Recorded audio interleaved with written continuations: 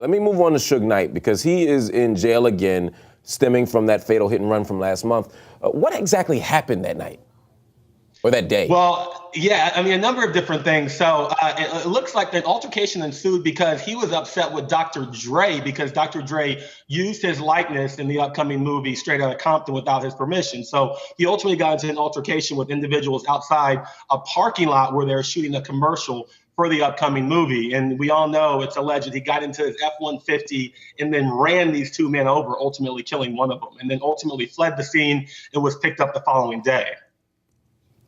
Why was the bail decision pushed back? I thought, actually, typically celebrities get bail hearings pushed forward.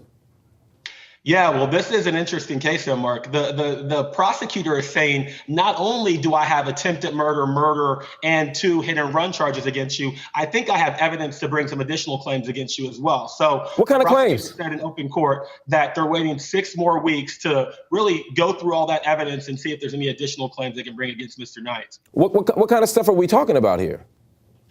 It could be a number of different things. I mean, we all know he has a really sordid criminal history dating back to 1990. So it could be potentially other type of claims in connection with the incident that took place that day. It could be some other type of felony type charges, assault type charges. So it could be a number of different things. The prosecutor has not really showed her cards at this juncture.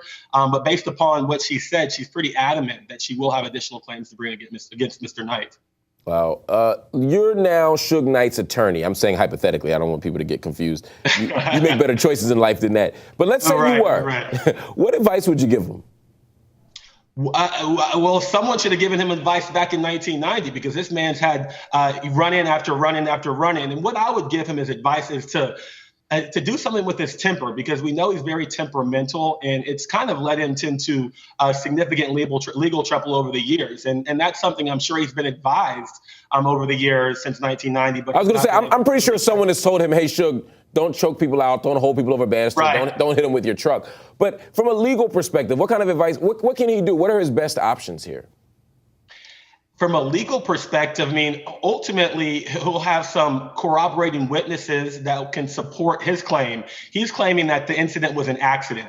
I don't know if you can find witnesses that will corroborate that and say that when you get into an F-150 and run 2 men over, that's an accident. That might be difficult, but hopefully that's his best case. If he can find someone that corroborates his story, I mean, that would be a best case scenario for Mr. Knight.